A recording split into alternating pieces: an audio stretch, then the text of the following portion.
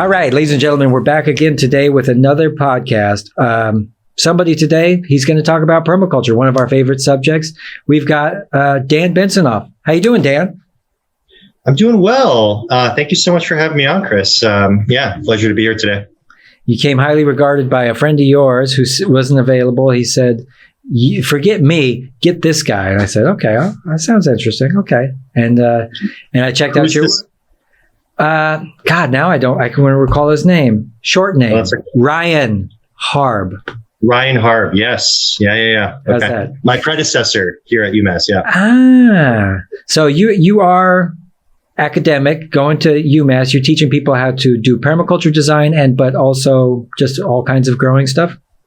Yeah, so I'd say, so the classes I teach are very hands-on, very practical. I mean, we are learning permaculture principles and design frameworks, but we're also applying those directly here on campus. And so I really like to have that balance of, practice and theory. And we're able to have that here because we have these wonderful on-campus gardens, about a half an acre of growing space, and we, jam-pack them with as much diversity as possible. We grow, over 200 species of a lot of rare and unusual crops, a lot of native crops, some run-of-the-mill vegetables. We also keep bees. We grow mushrooms, and grow a lot of medicinal plants and turn them into various kinds of products that we sell here on campus. We have a kind of a living laboratory really to play around with. It's kind of a dreamy position, honestly. I really feel fortunate. And for students, they actually get to not just talk about what it means to live, quote unquote, sustainably, this word, overutilized word, but to actually put that into practice, and to go out there and, grow and collect food, to make their own medicine, and just to kind of change the way that they think and see their environments. Yeah. This is what we're supposed to be doing right now, is rethinking our systems and stuff. And so permaculture is something I think it's underrated, needs to be talked about more. Yeah, I agree. Obviously, it matters a lot to me, and it's something that really attracted me when I got introduced to permaculture when I was about 22 years old. I had never heard the term at that time. I went to live in Israel, and I was staying on this eco village, kind of a kibbutz sort of situation. It was, fully off grid. We were growing a lot of our own food, and the buildings were built, with materials from the land there, and, really trying to kind of create these cyclical systems. And so that's where I got introduced to this idea. And I realized it brought together so many of the strands that I had been interested in, and put them all under one umbrella. And it was really useful for me to kind of step back and see what are the principles behind all of these changes that I felt very strongly we need to make culturally. And so it's really given me, I think, a path to bring it all together. One of the beautiful things about permaculture is that it's evolved so much. It continues to grow. It's very open source. Anyone can add on to the toolkit, can bring in new models. And so it's kind of this self-organizing, very grassroots system. So I find it to be really useful. And I really also appreciate the focus on really starting with what we have agency over, yes, which is ourselves, our landscapes, our homes, our communities, whatever it might be, our family members, rather than immediately saying, well, either we change national policy, international policy, or we're doomed. I don't really like those two scenarios. So I think, we have to work from the ground up, as well as, pushing for big policy changes. So I think that permaculture, offers us a roadmap to making some of those big changes in our own lives and our communities. So as a byproduct of living this lifestyle and knowing what you know, do you ever get frustrated with kind of the corporate way of doing things or the capitalist way of doing things, where it's quite clear that it's inefficient and it's actually just funneling money to the top? Do I ever get frustrated by capitalism? I mean, I don't know anyone who doesn't at times. Of course, yes. I actually grew up, my family's from Eastern Europe, from this former Soviet Union, what's now Belarus. So I grew up with two very distinct visions of capitalism. From my family, capitalism was savior. It was, the opposite of Soviet communism. And so, I'm of various minds about what capitalism means, and a lot of it's how it's applied. But obviously, shorts, in short, we're in a big mess in part due to capitalism and the way that markets are structured. So yeah, is there frustration? Absolutely. I'm not sure if there's anything specific you're thinking about within capitalism. Well, I've been interviewing quite a lot of people, and it's about the industrial agriculture system and the way that the way that we're using the soil and what we're doing with it, and the end product of how the food gets to where it goes and how much gets wasted. Right. So that's mainly the thing. But I will say that between communism and capitalism, both of these places did it with just this iron fist. Why can't we have like a decent mix of both? Yeah, you're right. And that dichotomy isn't really real to begin with, right? We didn't really ever have true communism, and we don't really have true capitalism either, right? All markets have all sorts of invisible hands laying them, down. And anyway, that's a much bigger topic. But next time. Yeah, next time. But as it relates to agriculture, all the same forces still apply.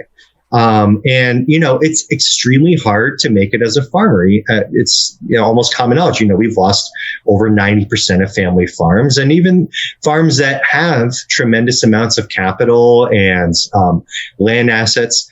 Most of them are still struggling. And so I don't necessarily blame the farmers in this, but yeah, what we've created is an extraction economy, in agriculture as well as many other fields. But it's especially important as it relates to agriculture because it encompasses so much of the land use around the world. And there's such a massive impact on climate from all of that. There's such a massive impact on rural communities, on well-being and health. So it impacts everything. And we're not going to fix agriculture without fixing these larger cultural and political issues that we're dealing with, unfortunately. But I do think that agriculture is a really good starting point in many ways because everyone has connections to food and to land. And, I think that the time feels ripe to me to make some big changes. And already within industrial agriculture, you talk to a lot of service providers or even older farmers.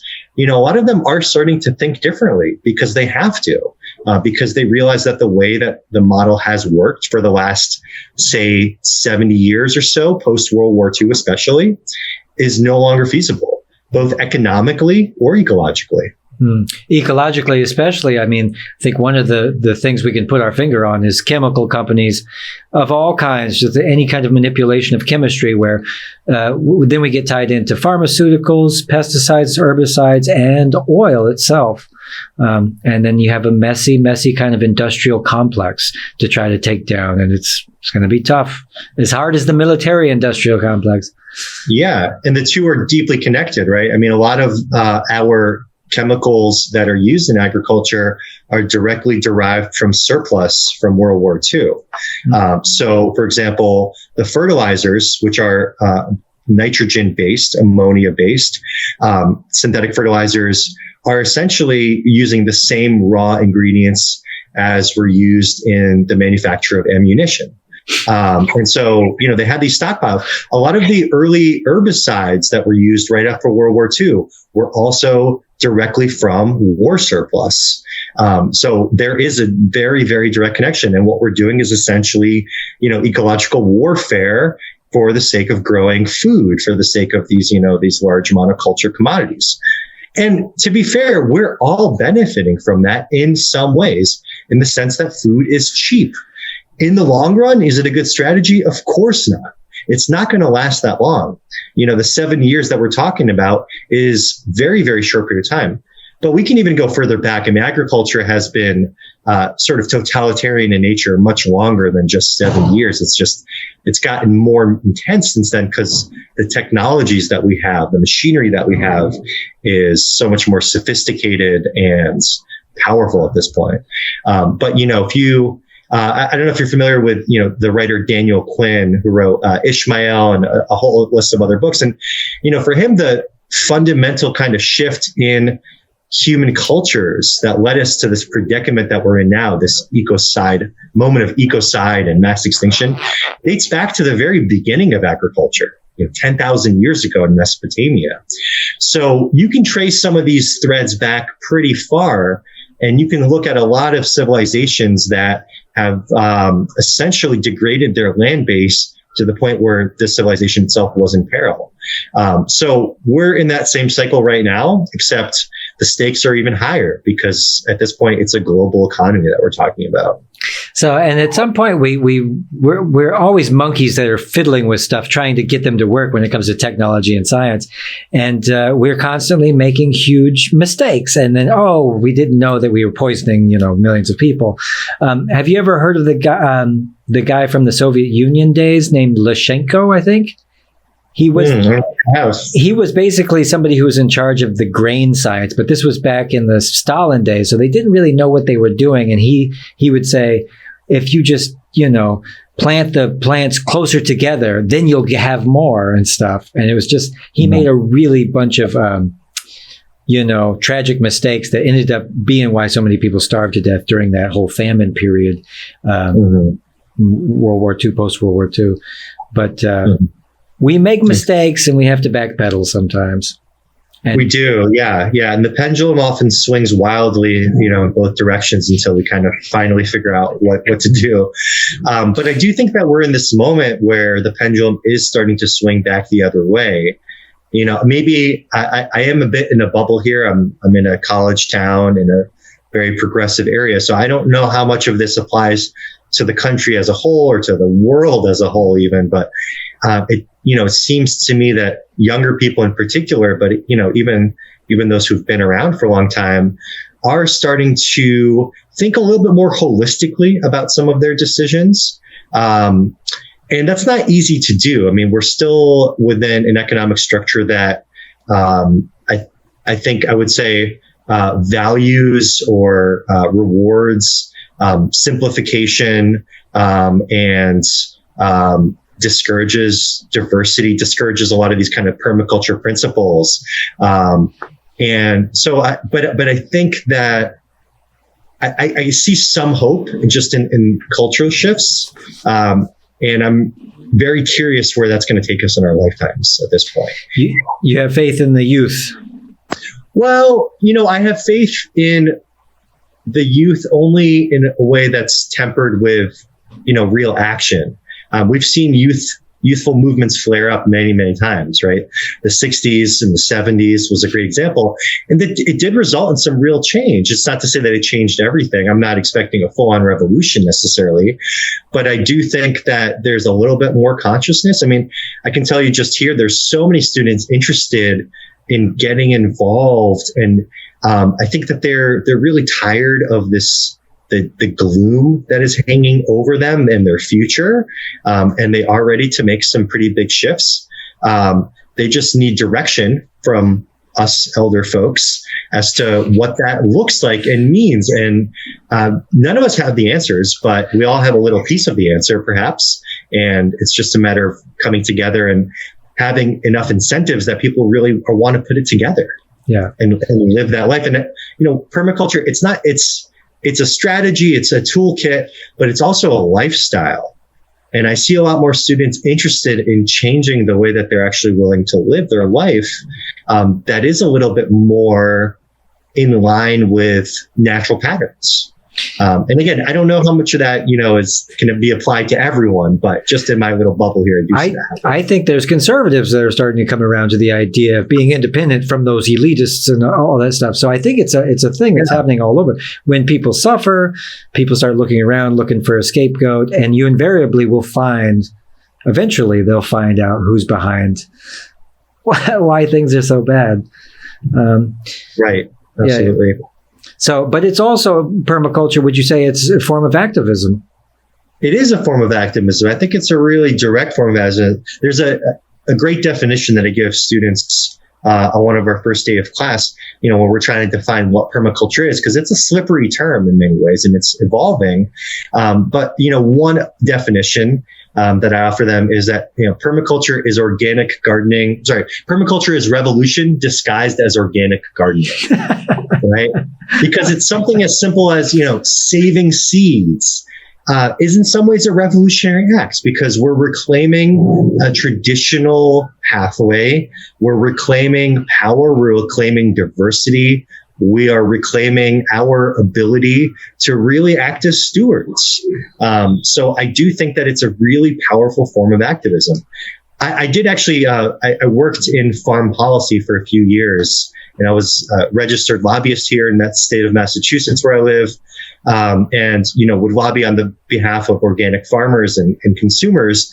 And so I've seen that side of it. We worked on campaigns, for GMO labeling and for healthy soils policies and all sorts of other things. But I think that I saw a lot of activists get burnt out because they didn't have the feedback, the really tangible feedback often to sustain their work. You'd be pushing for a policy for years. And if you're very lucky, you might get a little bit of movement or perhaps nothing at all, right? I mean, climate activists, how can you not be frustrated after so many years of inaction or even action in the wrong direction oftentimes?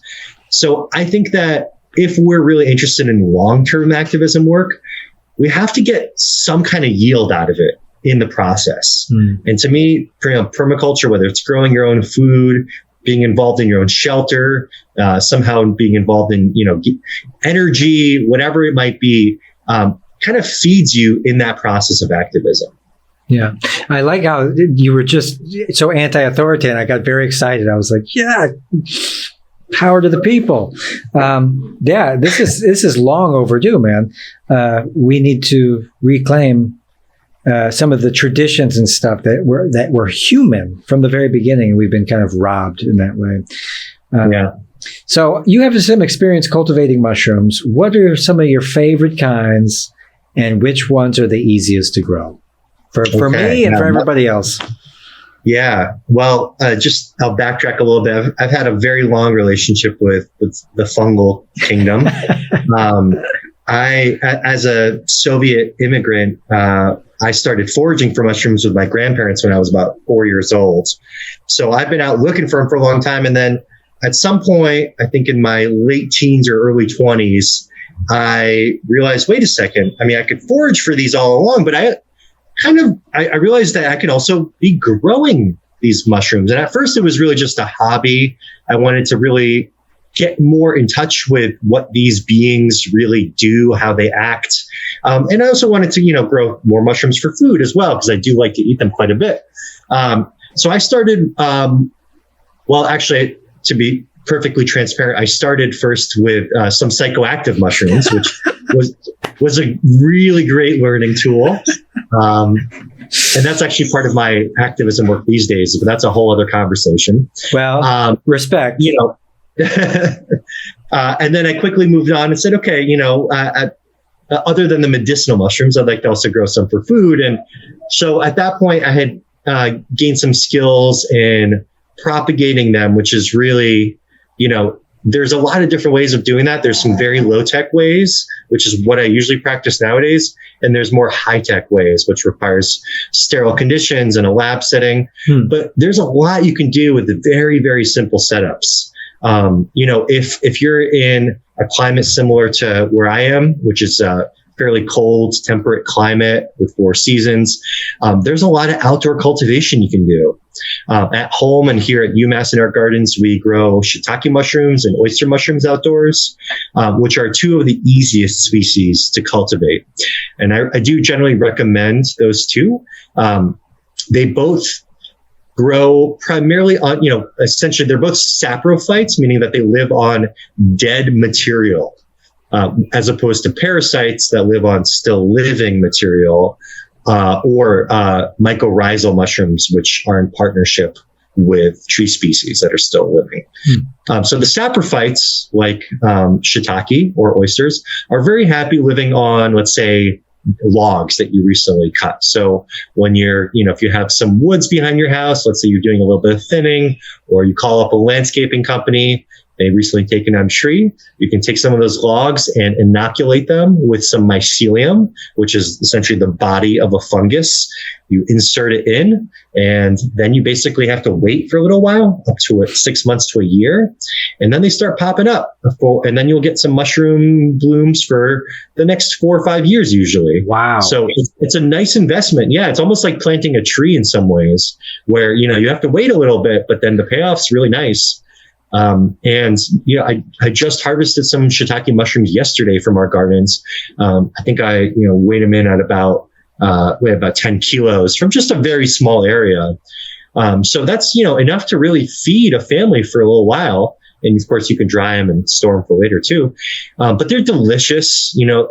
Mushrooms are great medicine. Almost all mushrooms contain various, chemicals that are good for our immune systems, like polysaccharides of different kinds, like complex sugars. A lot of them are being studied for neuroregeneration, like lion's mane, which is another one we could be growing in our backyards. Some of them are anti-tumorous, like chaga, which is not so edible, but is a great medicine. So a lot of uses, and there's a ton of research for those who want to get into the medicine of it. But just for food, it's quite simple. I actually often show in our class next week, we're going to be doing an indoor mushroom cultivation class.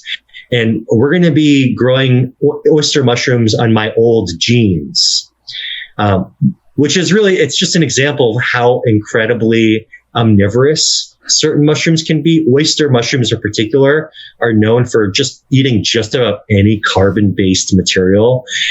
So walk me through the process of how you're going to grow mushrooms through your genes. Okay, great. So I go through a lot of genes because, I farm, and the knees of every jean I've ever worn don't seem to last for more than, 6 months, it seems like. So I have a lot of really raggedy jeans around. And, I got this inspiration from a book. I believe it's Trad Cotter's Organic Mushroom Farming and Mycoremediation book. That's a really nice resource. And so essentially, jeans made from cotton, if you soak them for a little while, about a day maybe, wring them out, and then you basically just roll them up almost like a burrito with some mycelium, some spawn, as it would be referred to. Which you can buy, or you can even make yourself. If you buy oyster mushrooms from a store, you can take the little stem butts off and just chop them up really finely and just use that, because those will actually propagate themselves. They kind of act as little pieces of clone. And so oftentimes they'll grow really well from just, a supermarket mushroom. Cool. So you basically just roll it up and you keep it moist. I'll put it in a plastic bag, something like that. And in about a month, it'll turn completely white because it'll be completely overgrown with mycelium. And then it can fruit after that. And then I got one to fruit last time we did this, which was in the spring last year. I didn't know if I could eat those mushrooms, because part of the reason we did this experiment was to see how well this would work to break down some of the dyes that are used in textiles, which are really toxic for wildlife and for waterways. I had heard that oyster mushrooms do a really nice job of breaking down a lot of those dyes. So we wanted to see how well it would work. We didn't eat the mushroom because I wasn't sure how safe it was, given that it was growing in a toxic gene environment. But my research seems to say that they are relatively safe, although I wouldn't necessarily recommend people eat too many of them. Sure.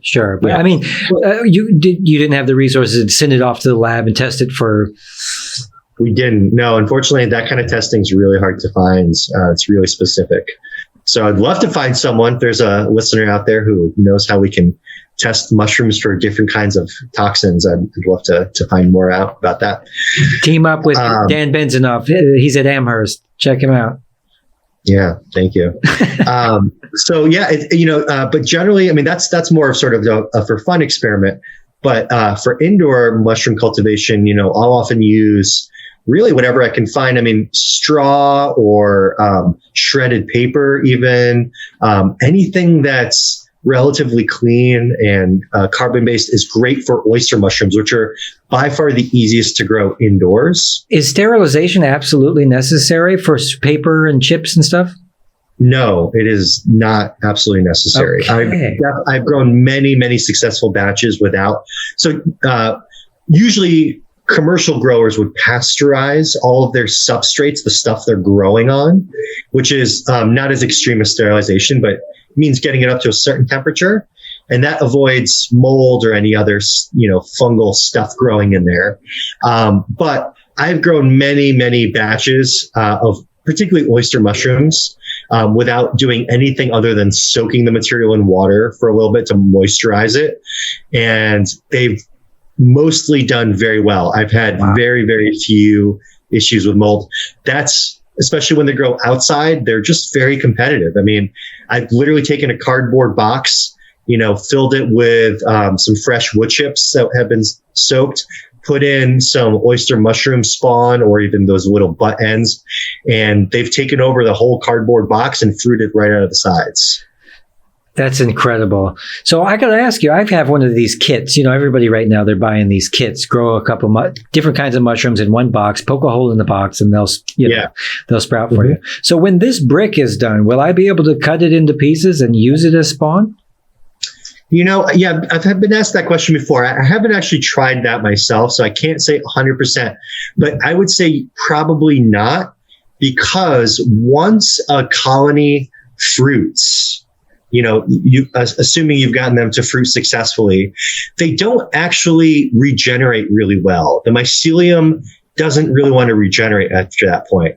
So you either kind of have to clonally propagate them from the fruit at that point, meaning the mushroom themselves, or you get some fresh spawn, which is, again, that myceliated material. But once they've fruited, they've kind of entered a different stage of their life, and they don't seem as interested in just spreading as an organism at that point. I think of it like I have a couple kids, so I'm like way more tired at this point in my life than pre-kids. So I think of it in the same way with the mushrooms. Like, they put out their offspring. At that point, they don't want to grow too much more. They just want to take it easy, have a nice glass of wine, unwind. That's their idea of like a good time at that point. Yeah. That's how I feel. I tell everybody on my show, I say, I'm so old, I got to take naps after lunch. So exactly. What does that tell you? Could be worse, Yeah. Well, now I'm disappointed because I was hoping I was going to slice off a corner of this brick and pop it into some new medium.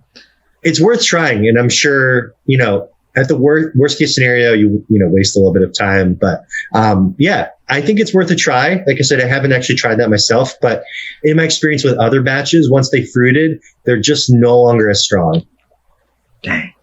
I have to say, when they did, they were delicious, but they do sporulate. So they'll, at some point, people don't know this, they'll just puff out a whole bunch of dust and leave these dusty spores everywhere, especially with oysters.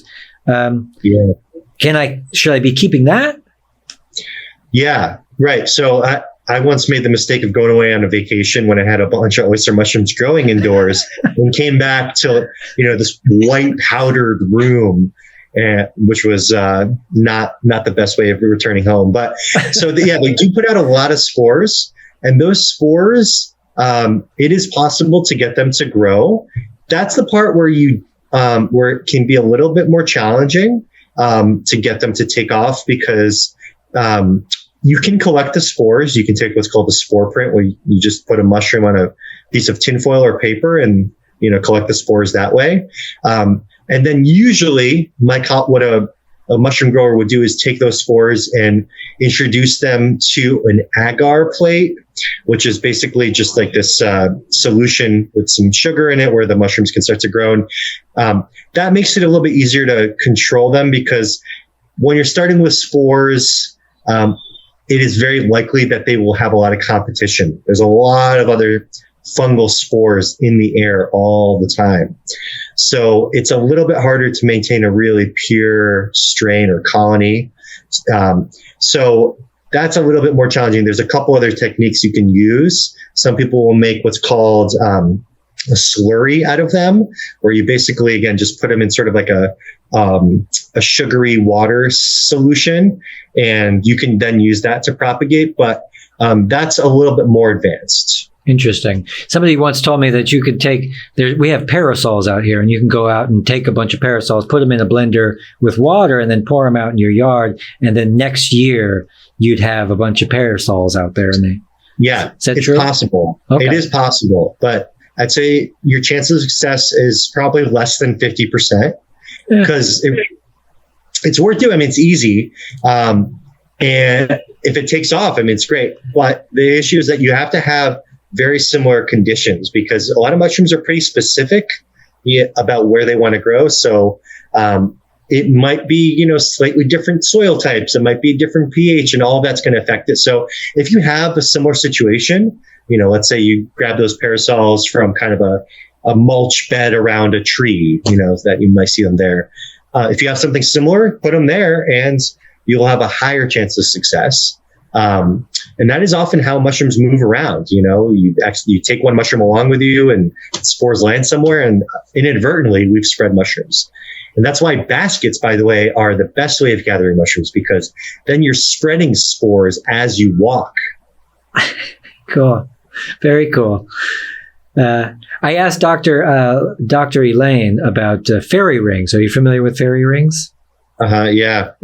What's going on there?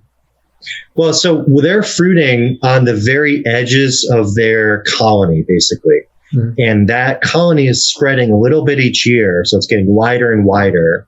And that's where you'll see the fruits coming out. It's on that edge is really the only place where those will fruit. There's some huge ones, I guess you can think of the largest fungus on Earth is this honey mushroom growing in Eastern Oregon. It's over 2,000 acres in size. And it kind of looks like a giant fairy ring. It's basically this giant field in the midst of a very large forest. And the mushrooms that are fruiting are generally only on the very outer edge of that field. So it's been expanding out they say they've dated it to about 2,000 years old. Wow, that's incredible. This is something I remember hearing Paul Stamets talk about this, and also how fungus used to rule the earth, but then it might actually rule the earth again one day based on some of the greenhouse effects that might happen. You could have these 8-foot tall mushrooms come back. Mushrooms are great. Mushrooms are great. And they're kind of having a moment right now, just as cultural icons. I don't really know what's going on with that, but I see, mushroom iconography, patches, T-shirts, hats, you name it, everywhere. Emojis, GIFs. Emojis, everything. Yeah. Well, they also say the fairy rings are really good luck, or they're either horribly bad or they're horribly good. I forget which one, but different cultures believe different things. Yeah, right. I like it. I like having it around. So, and you also have the psychedelic mushroom thing, which has never really gone away. I think people believe in the stoned ape hypothesis, that the only reason that human beings are so smart is that we found some psychoactive plants, ate them, and started to see colors and stuff like that. Became smarter. Are you somebody that believes in that? I wouldn't say so. I think it's a really fun story. This comes from Terence McKenna, who's quite a character in his own right. And there's really no evidence to back this up. Is it possible? Yeah, I think a lot of people who've had experiences with psychedelic mushrooms or plant medicine will probably, say, yeah, I could potentially see that happening. But I think it's a jump to say that then changed our entire evolutionary pathway. Yeah. So yeah, I'm not usually one for grand unifying theories like that. But I do like the story. Well, I'm also that way about cannabis. I'm such a cannabis enthusiast. When somebody tells me that it'll cure you of paraplegia, I would say, oh, I believe it. I believe it. It's a miracle drug. Right. And, sometimes just believing something like that, is enough. And you don't necessarily it doesn't need to necessarily be proven one way or another. But, right. Placebo effect, Yeah. I think it's fun. For me, it's fun and interesting to think of the ways in which other life forms, whether it's plants or fungi, have dramatically changed the course of human history, and that's undeniable that they have in myriad ways throughout so many different cultures and times. I don't know if there's been one in particular. A lot of people have thought about soma, this kind of like very famous kind of Indian plant as being potentially Amanita muscaria, the fly agaric mushroom, as being one that was worshipped early on in Hinduism. And people have talked about the Santa Claus story coming from psychedelic mushrooms, Amanita muscaria as well.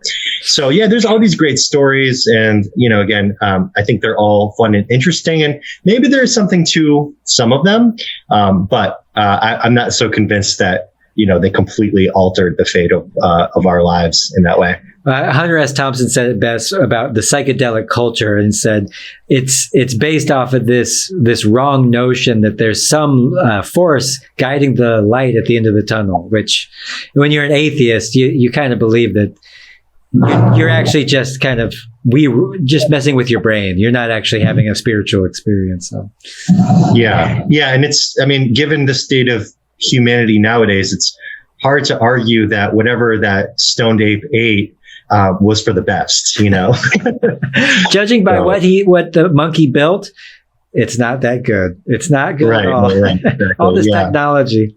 But permaculture seems to be overlooked as a solution for environmental problems. So what do you think is stopping average people from becoming more interested in permaculture? Is there somebody hindering this message?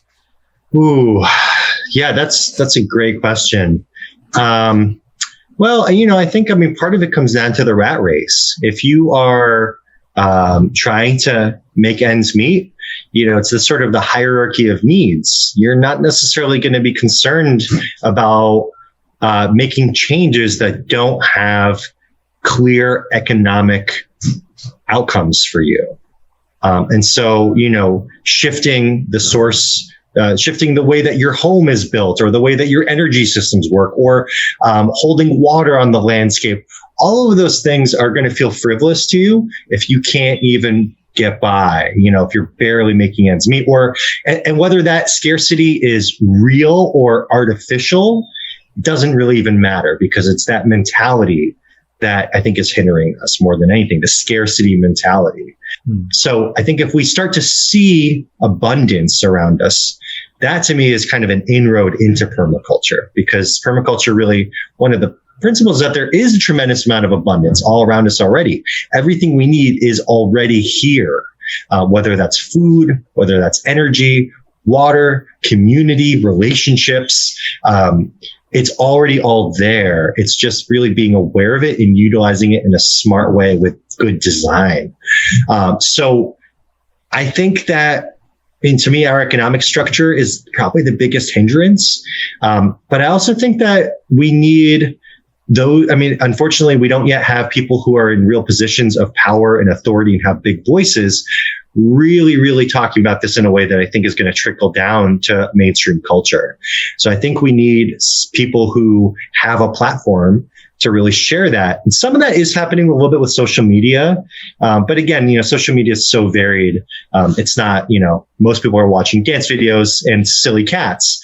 They're not necessarily watching videos about, I don't know, wild foods or mushroom cultivation. Wait till they're starving, man. Homes, right? Yeah.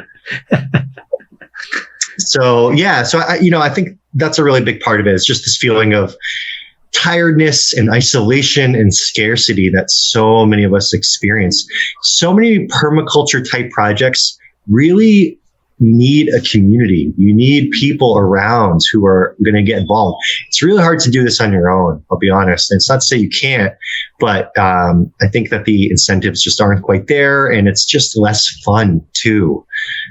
So I do think there's that. I also think a lot of people just didn't grow up in it. If you live in a city, which is more than half of the world nowadays, it's really hard for you to have a sense of connection with any of the means of production, any of the resources that are needed to actually fuel your life, to make you live, because it's all just coming from somewhere else. It's kind of mysterious. So I think that makes it really challenging. Yeah. When you live in the city and you think, I don't want to touch dirt. Dirt's gross. Soil is dirty. I don't want to touch it. I want to be covered in soil every day. Yeah. Head to toe. Yeah. And that's, and that actually makes me think about how we think about this as social status too. One of our slogans that's kind of permaculture often references is food, not lawns, because the lawn is seen as this sort of very antiquated, aristocratic vestige, from Europe, where only the wealthy would have these very manicured lawns. And, now it's widespread. It's turf grass is the most widely planted crop in the United States. So how do we get people to shift from, thinking that this is necessary and good to actually saying, well, we could do something more useful there. We could grow food. We can make a meadow. It could be more beautiful. It could be more productive. It could be more ecologically functional. It could be whatever you want it to be. But that requires some imagination, and it requires rethinking how we think about these kind of social markers.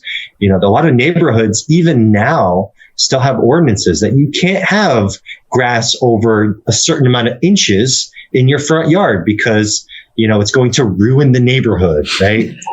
all of these things still exist. So we have to, I think, somehow, I don't know how we necessarily do this, but we have to shift what's considered acceptable, what's hip, what's cool, what gets you some brownie points with your neighbors. None of this is accidental. This is all kind of these historical trends, but we have to, at some point, we're going to have to shift away from them. Yeah. This is breaking away from consumer culture, but also this great thing that happened in the 1850s, which was conspicuous consumption, which is, as soon as there became all this excess and people were lifted out of poverty from industrialization, they just, were able to show off, I have this useless thing. And the reason why I have it is to show you that I can spend money on frivolous shit.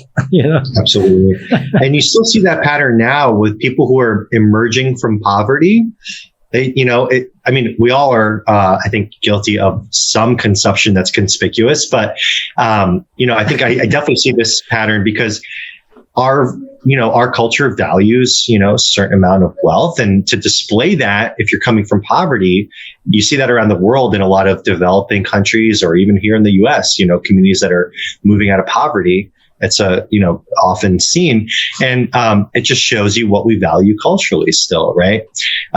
So it's not to say that, we have to absolutely give up everything. But I do think, to me, permaculture really calls for pretty big leap of thinking and ways of living that I think is more in the norm of true history, like deep history. We have such a narrow history of, a sense of history. We think about 100 years as being a very long time. But I think of 200,000 years as, about as long as Homo sapiens have been on Earth. That's kind of the time scale I'm thinking about, or even longer in biological and geological time. That's the time scale that I often am kind of thinking in. But how do we as a culture get to that where, most of us are checking the news to see what happened in the last 10 minutes alone? It's hard to imagine, how that's going to change. But I will say it's going to have to change simply because nature always bats last, right? Nature, through climate change, through extinction events, through water scarcity, is making it clear to us that we have to change our ways. And we can resist all we want, but that message is going to come through one way or another. I always wonder about the people that throw shade on biodiversity or try to pretend like trees don't give oxygen, things like this, that there aren't hierarchies. Humans want to believe that they are the natural hierarchy, and it's just not true. It's a kind of a socialist environment where we're all pitching in to do our part, and we're not pulling our weight. Right. And whenever you do have a hierarchy, usually they're toppled with a pretty violent revolution. And right now, all things considered, that seems to be where we're moving towards. So I like that you know this already. Yeah. So, I would prefer a slower and more graceful descent into the future rather than one that's going to involve a tremendous amount of suffering and death and ugliness. So America's not going to go out without kicking and screaming. That's all. No, we're not. Yeah. Capitalism neither. So. Yeah, that's true. But within that, we can be, we could be the fools in Shakespearean plays where we're, gently or sometimes not so gently undermining that system from within. So I think we need those kinds of agents around the world. We need people who are playing with different ways of being and living together. And what comes out of it, I don't know. I really don't. But I think that we need to keep our imaginations alive. There you go. Straight from Dan Bensonoff. He's a permaculture expert down there at Amherst University.